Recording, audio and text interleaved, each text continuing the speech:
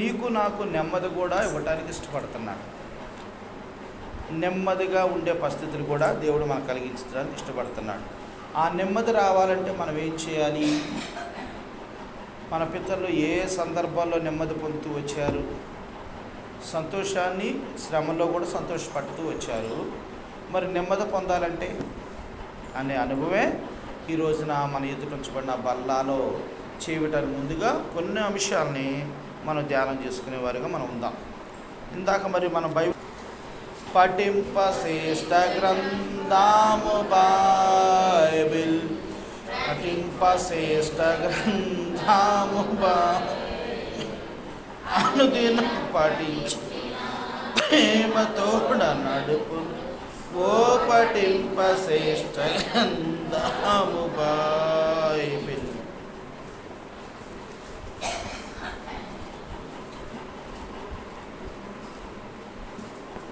నెమ్మది ఎవరి దినాల్లో దేని ద్వారా వస్తుంది అనేది మనం ఒకసారి కొన్ని అంశాలు మనం ధ్యానం చేసుకునే వారికి మనం ఉందాం. నెమ్మది లేకపోతే మనం ఎంతో నష్టాన్ని కోల్పోయే వారిగా ఉంటాం. ఈ నెమ్మది రావాలంటే ఏం చేసి ఉండాలి? ఎలా ఉంటే మనకు నెమ్మది వస్తుంది? మన హృదయంలో మనకి ఎలా నెమ్మది పొందిన వారిగా ఉంటామనేది ఈరోజు కొన్ని ప్రాముఖ్యమైన విషయాలు త్వరగా చూసుకొని మనము ప్రార్థన చేసుకునే వారిగా మనం ఉందాం. మొట్టమొదటిగా కీర్తన గ్రంథము 119వ కీర్తన చూద్దాం. కీర్తనలు 119వ కీర్తన 50వ వచనాన్ని మనం చూద్దాం. 119:50 పేజీ నంబరు 516.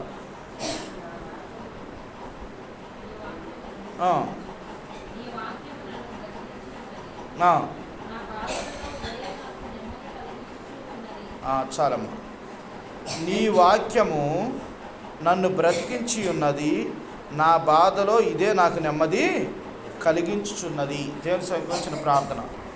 నెమ్మది రావటానికి మొట్టమొదటి కారణం ఏంటంటే, నీ వాక్యము నన్ను బ్రతికించి ఉన్నది, నా బాధలో ఇదే నాకు నెమ్మది. వాక్యము ఎవరి దగ్గర ఉంటుందో వాళ్ళు నెమ్మదిగా ఉంటారు.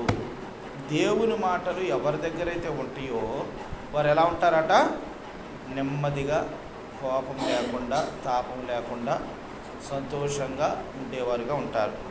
ఇది చూడండి, నీ వాక్యము నన్ను బ్రతికించున్నది, బాధలో ఇదే నాకు నెమ్మది కలిగిస్తుంది. మరి ఈ రోజున ఇది దావీదు దినాల్లో జరిగిన సందర్భాన్ని దేవుడు మనతో మాట్లాడుతూ వస్తున్నాడు.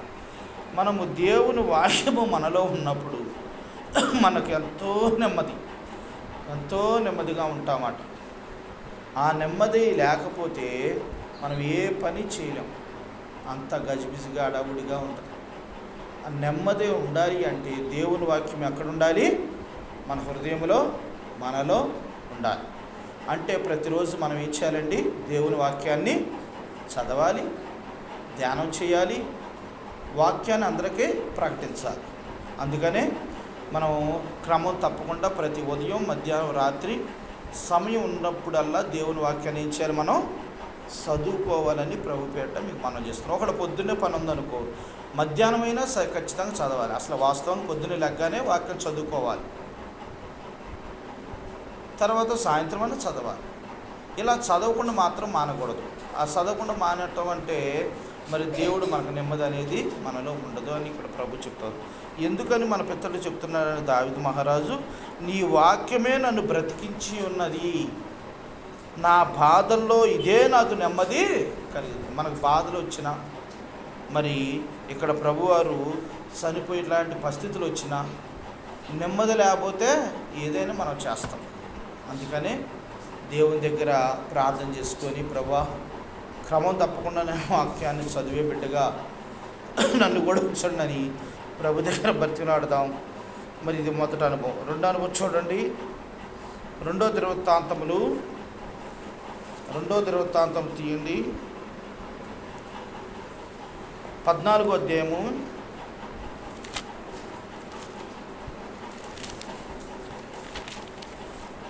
1-2 వచనాలు.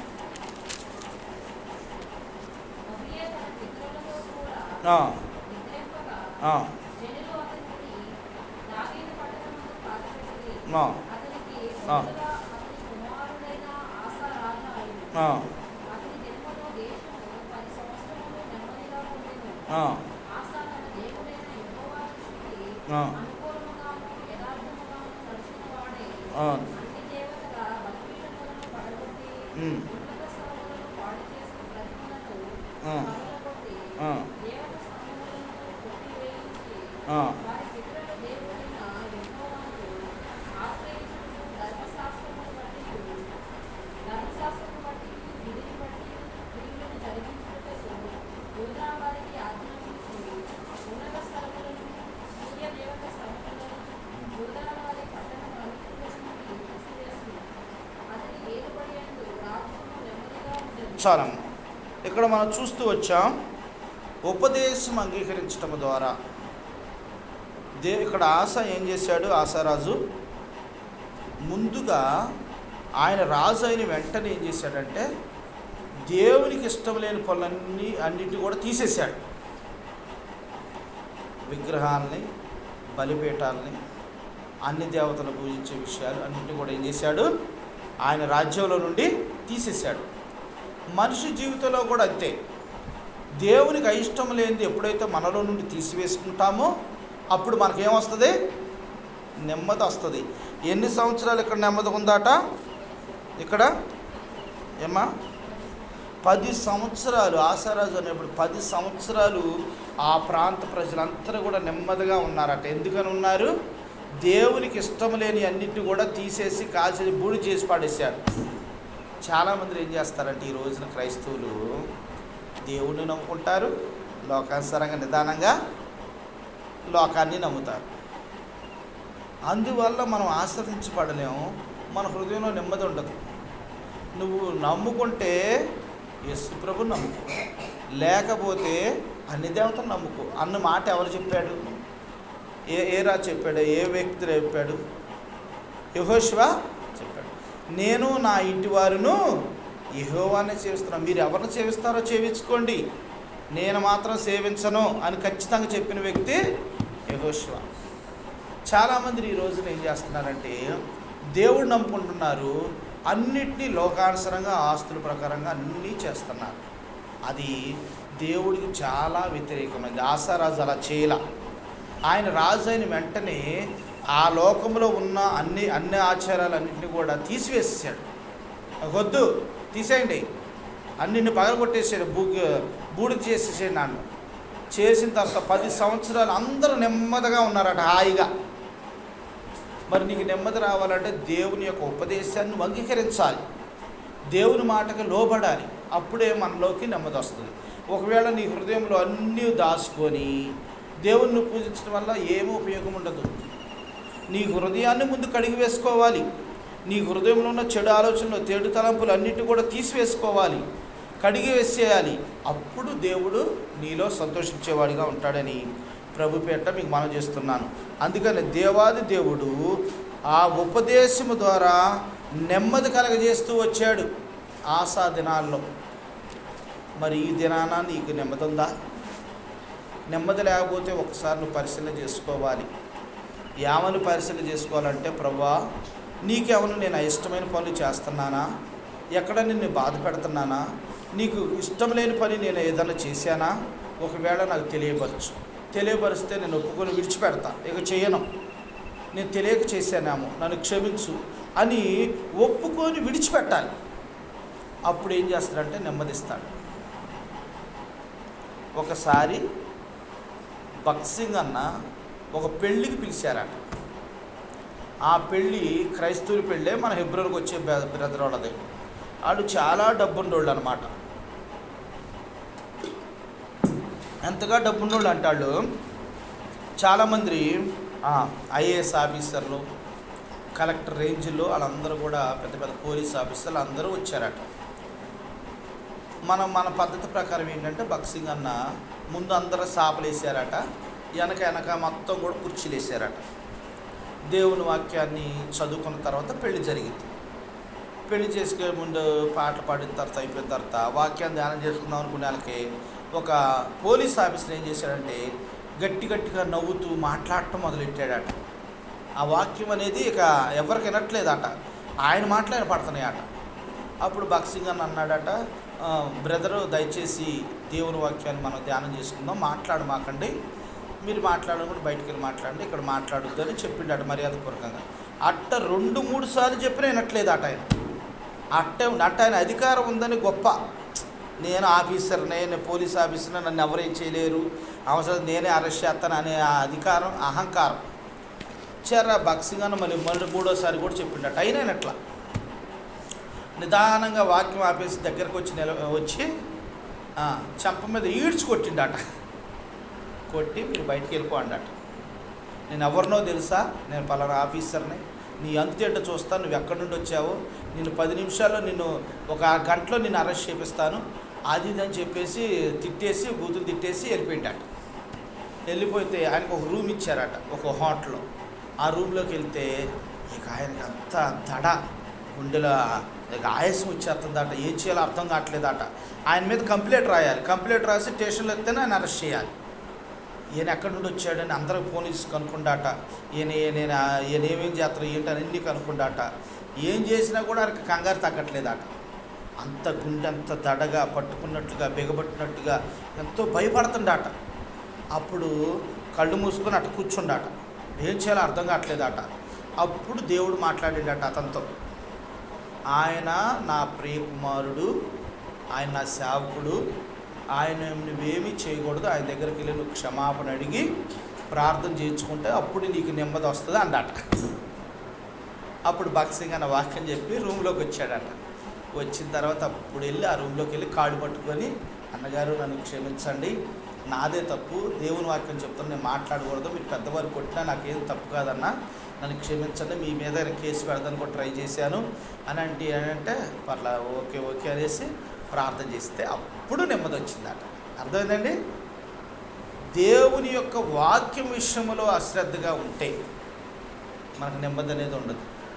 ఆ వ్యక్తి గుండాగిపోయేటట్టుగా అయిపోయిందట, టెన్షన్ అట. అప్పుడు దేవుడు మాట్లాడాడట. ఆ వ్యక్తి ఎవరు చెప్పారు? భక్సింగ్ అన్న గొప్ప కోసం భక్సింగ్ అన్న చెప్పుకోవాలా. ఆ వ్యక్తి ఒక మీటింగులో నిలబడి నన్ను ఈ విధంగా నన్ను గద్దించినప్పుడు దేవుడు నాతో మాట్లాడాడని చెప్పాడట. అర్థమైందండి? అన్న ఎప్పుడు గొప్ప చెప్పుకోడు. ప్రియమైన దేవుని బిడ్డలారా, నిజంగా ఈ రోజున నీవు నేను దడగా, భయంగా, ఆందోళనగా ఉంటూ టెన్షన్గా ఉంటున్నామా, నెమ్మది లేకుండా ఉంటున్నామా? అయితే మనం ఏం చేయాలి? దేవుని దగ్గర ప్రార్థన చేసుకోవాలి. ప్రభువా, ఏదైనా తప్పు చేశానేమో, ఏదైనా పొరపాటు చేశానా, నేను ఎక్కడెక్కడ మన పిల్లలకు బాగలేనప్పుడు తల్లిదండ్రులు ఏం చేయాలి? మోకరించి ప్రార్థన చేయాలి. ప్రభువా, నేనేమో తప్పు చేస్తే నా బిడ్డ కొత్తది, ప్రభువా నన్ను క్షమించండి అని మనం చేసిన తప్పులు జ్ఞాపకం చేసుకొని ప్రభు దగ్గర విడిచిపెట్టాలి. ఒకసారి మరి ఈ విషయం ఇంటికి వచ్చిన తర్వాత సుధాకర్ అన్న ఒక తిట్లు కాదు, వాళ్ళిద్దరిని చాలా తిట్టారు. మీరేదో తప్పు చేశారు, పిల్లోడికి ఎలా జరిగిందంటే మీ ఇద్దరిదే తప్పు, ఏం చేశారు? మోకరించి ప్రభు దగ్గర ఒప్పుకోండి, ప్రభుని క్షమాపణ అడగండి అని తిట్టేసి కేకలేసిండట. అంటే మనం ఎవరినైతే ఇష్టపడతామో మనం చేసిన తప్పులు పిల్లల మీదకి వెళ్ళిపోతాం. వెంటనే మనం ఏం చేయాలంటే ప్రభు దగ్గర క్షమాపణ అడగాలి. ప్రియమైన దేవుని బిడ్డలారా, నీవైనా నేనైనా మనం ఎవరివైనా సరే దేవుని విషయంలో మనకు నెమ్మది లేదా, సమాధానం లేదా, మనం దడగా కంగారుగా ఉన్నామా, అయితే దేవుని దగ్గర ప్రార్థన చేసుకొని మనం దేవుడి దగ్గర ఏదో తప్పు చేసామని ఒప్పుకొని విడిచిపెట్టాలి. అప్పుడు దేవుడు నీకు నాకేమిస్తాడు? నెమ్మదినిస్తాడు. ఒకసారి శిష్యులు ఏం చేస్తున్నారంటే పడవ మీద వెళ్తున్నారు సముద్రంలో. వెళ్తుంటే బాగా గాలి దుమ్ము, గాలి బాగా తుఫాను మొదలైంది. పడవ అటు ఇటు అల్లాడిపోతుంటే యేసు ప్రభువారు అక్కడే ఆ పడవలో ఉన్నాడు. ఆయన బాగా నిద్రలో ఉండిపోయాడు, ఒక పక్కన నిలబడి కూర్చొని పండుకుంటున్నాడు. అప్పుడు వీళ్ళందరూ అన్నారు, ప్రభువా మేము నాశనం అయిపోతున్నాం, మేము ఇంత బాధపడుతున్నాం, నీకు నిద్ర వస్తుందని మమ్మల్ని కాపాడవచ్చుగా అది. అర్థమైందా? అల్ప విశ్వాసులారా, ఎందుకు భయపడుతున్నారని అప్పుడు లేచి ప్రార్థన చేస్తూ వచ్చాడు. ఏమనంటే, సముద్రమా నెమ్మదిగా ఉండు అని అన్నాట. ఆగిపో అంటే ఇక మనకేమి ఉండేది కాదు, గాలి ఆగిపో అంటే నెమ్మదిగా ఉండాలి. చూసారా, యేసు ప్రభువారు మనలోనే ఉన్నట్టుగా ఉంటుంది. ఒకసారి మనం యేసు ప్రభువారు ఉన్న సంగతి మర్చిపోతాం. యేసు ప్రభువారు ఉన్నాడు సంగతి మర్చిపోకూడదు. మనం ఎప్పుడు యేసు ప్రభువారితో మన సమస్యలు చెప్పుకుంటే ప్రభు మన సమస్యలు తీరుస్తాడని ఈ రోజున ప్రభు పేట మీకు మనవి చేస్తున్నాను. ఇది రెండో అంశం. మూడో అంశం చూద్దాం, చూడండి. 2వ దినవృత్తాంతములు 20:30. త్వరగా మన టైం అయిపోయింది. 20వ అధ్యాయము. ఈ ప్రకారం అతని దేవుని చుట్టూ ఉన్న వారిని జయించి అతనికి నెమ్మది అనుగ్రహించగా యెహోషాపాతు రాజ్యములో నిర్మలముగా ఉండెను. యెహోషాపాతు యుద్ధ రాజ్యం నుండి అతడు ఎలా ఆరంభించినప్పుడు 35వ సంవత్సరములో గలవాడై యెరూషలేములో 25 సంవత్సరములకు వేదెను. అతని తల్లి షిల్హా కుమార్తె, ఆమె పేరు అజూబా. చాలమ్మ. ఇక్కడ చూసినట్లు 30వ వచనంలో ఈ ప్రకారం అతను దేవుడు చుట్టూ ఉన్న వారిని జయించి అతనికి నెమ్మది అనుగ్రహింపగా యెహోషాపాతు రాజ్యము నెమ్మదిగా ఎలా ఉందట? నెమ్మదిగా ఉంది. ఎలా ఉంది? ఏం ప్రకటించాడు ఆయన? యెహోషాపాతు ఉపవాసాన్ని ప్రకటించాడు. మనకి నెమ్మదిగా ఉండాలంటే మనం చేయాల్సిన పని ఏంటో తెలుసా? మన కుటుంబంలో నెమ్మది కావాలంటే మన కుటుంబంలో ఉపవాసం ఉండి ప్రార్థన చేయాలి. అది ఉపవాసం. నేనైనా ఒకసారి ఏదైనా తింటకాని జ్యోతి అయితే అసలు తిందో. నేనైతే ఒకసారి తట్టుకోలేను, ఎందుకంటే షుగర్ ఉంది కదా. వెంటనే ఏదో ఒకటి లైట్గా ఏదో ఒకటి ఇడ్లీయో ఏదో ఒకటి తింటా గబకన. జ్యోతి అయితే అస్సలు కనీసం ఏది ముట్టుకోదు, ఎందుకంటే ఖచ్చితంగా ఉపవాసం ఉంటుంది. గొప్ప చెప్పడం కాదు, అంటే నీవు నేను మన అందరూ ఇచ్చారంటే ఒక నిష్టగా నిజాయితీగా అనారోగ్య పరిస్థితులు ఉంటే వద్దు. దేవుని దగ్గరకి ఉపవాసం ఉండి ప్రార్థన చేసినప్పుడు మన కుటుంబంలో ఏముంటుందట? నెమ్మది వస్తుంది అని ప్రభు చెప్తున్నాడు. తర్వాత అంశం చూద్దాం, చూడండి. 1వ దినవృత్తాంతములు 22:18. 22:18. మీ దేవుడైన యెహోవా మీతో కూడా ఉన్నాడు కదా. ఆ. చుట్టూన్న వారి వలన తొందర లేకుండా ఆయన మీకు నెమ్మది ఇచ్చి ఉన్నాడు కదా. దేశ నివాసులను ఆయన నాకు వశపరిచి ఉన్నాడు. యెహోవా దయ వలనను ఆయన జనుల దయ వలనను దేశము లోకాశపడి ఉన్నది. చాలు. ఇక్కడ మనం చూసినట్లయితే 1వ దినవృత్తాంతములు 22:18లో సొలొమోను ఇది ప్రకటిస్తూ వచ్చాడు. మనకు నెమ్మది రావాలంటే ఏం చేయాలంటే దేవుని మందిరాన్ని ప్రేమించాలి అని అంటున్నాడు. మనకు నెమ్మది రావాలంటే ఏం చేయాలట? దేవుని మందిరాన్ని ప్రేమించాలి. చాలామంది ఏం చేస్తారంటే మన ఇంటిని ప్రేమించినంత విధంగా దేవుని మందిరాన్ని ప్రేమించాలి. నేను పొద్దున్నే రాంగలోనే పాపం రమేష్ తమ్ముడు అక్కడే మరి భాగ్యమ్మక్క బయట ఉడుతుందో రమేష్ తమ్ముడు మొత్తం సర్దుతున్నాడు. నిజంగా అలాంటి దేవుని మీద ఉత్సాహం ఆనందం మనకు ఉన్నప్పుడు దేవుడు మన హృదయంలో ఏమిస్తాడు? నెమ్మది. దేవుని మందిరాన్ని మనం ప్రేమించాలి, దేవుని మందిరం కొరకు ప్రయాసపడాలి. అప్పుడు దేవుడు మనకేమిస్తాడండి? నెమ్మదినిస్తాడు మన కుటుంబంలో. మన ఇక్కడ సొలొమోను కూడా దేవుని మందిరాన్ని ఎంతగానో ప్రేమించి కట్టించాడట. సొలొమోను కట్టిస్తూ వచ్చాడు మందిరాన్ని ప్రేమించి. మరి ఈ రోజున నీవు నేను ఎంతగా ప్రేమిస్తున్నాం దేవుని మందిరాన్ని? పాటలు అయిపోయిన తర్వాత దేవుని మందిరానికి వస్తున్నాం, దేవుని మందిరం అయిపోయిన తర్వాత శాప తీయకుండా వెళ్ళిపోతున్నాం, దేవుని పని చేయకుండా వెళ్ళిపోతున్నాం. దేవుడు మనకు నెమ్మది ఇవ్వాలని కోరుకుంటున్నాం. ఎట్టేస్తాడు? నువ్వు దేవుని మందిరాన్ని ప్రేమించవు, ఈ పుల్ల తీసి అటు పక్క వేయవు, సీపులు కాడ తీసుకుని పక్కన పెట్టవు, ఏదైనా బూజు కనపడితే నువ్వు చూడనట్టుకు వెళ్ళిపోతావు ఓడవకుండా. అప్పుడు నువ్వు దేవుని మందిరాన్ని ఏం ప్రేమించినట్లక? ప్రియమైన దేవుని బిడ్డలారా, దేవుని మందిరాన్ని ఎవరైతే ప్రేమిస్తారో వారి హృదయంలో నెమ్మది ఉంటుంది, వారి కుటుంబంలో నెమ్మది ఉంటుంది, సంఘములో నెమ్మది ఉంటుందని ప్రభువు ఇక్కడ సొలొమోను ద్వారా నీతో నాతో మాట్లాడుతున్నారు. నీవు నేను మనందరం కూడా ఒక బాధ్యులం. ఇప్పుడు తమ్ముడే చేయవసరంలా, నువ్వు నేను చేయొచ్చు, అందరం చేయాలి దేవుని పని. అందరం దేవుని పని చేయాలి. ప్రియమైన దేని బిడ్డారా, యెహోషాపాతు సొలొమోను ఏం చేశాడంటే దేవుని మందిరాన్ని ఏం చేశాడు, ప్రేమిస్తూ వచ్చాడట. నీవు నేను కూడా అలా ప్రేమించాలని ప్రభు పేట మీకు మనం తర్వాత చూద్దాం.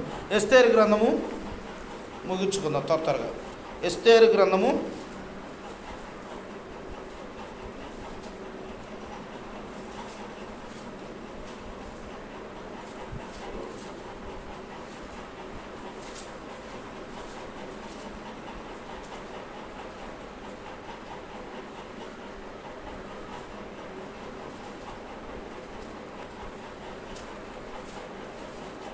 'ఎస్తేరు గ్రంథం ఎన్నో పేజీ చెప్పండమ్మా?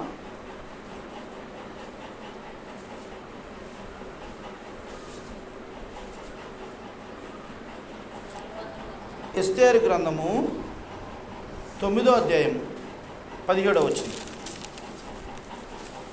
9:17 తీయండి.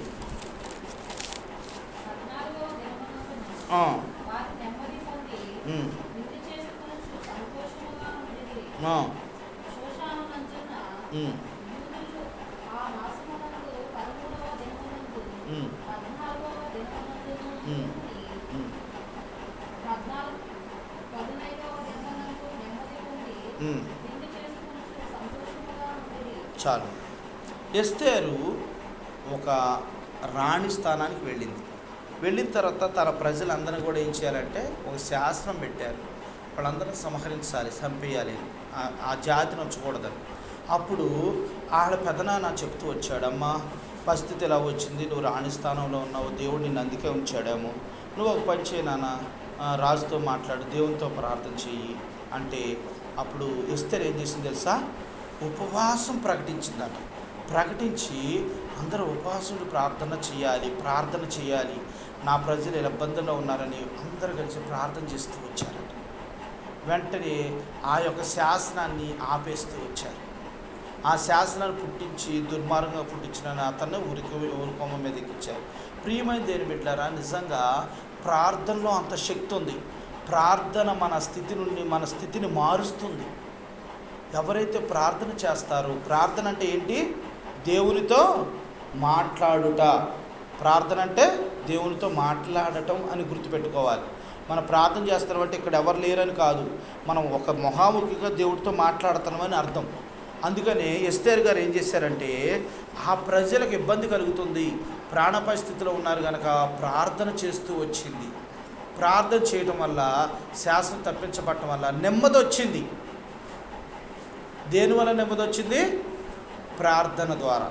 మరి నీ కుటుంబం కొరకు నువ్వు ప్రార్థన చేస్తున్నావా? పొద్దు రేవి జామునే లేచి పిల్లల కొరకు, కుటుంబం కొరకు నువ్వు ప్రార్థన చేస్తున్నావా? ఒకసారి పరిశీలన చేసుకో, ప్రభు దగ్గర ప్రార్థన చేసుకో. ప్రభువా, నేను నా కుటుంబం కొరకు ప్రతి నిత్యము పొద్దున్నే లేచి ప్రార్థన చేసే బిడ్డగా చేయండి. మా అన్నయ్య ఉన్నాడు, మీకు మా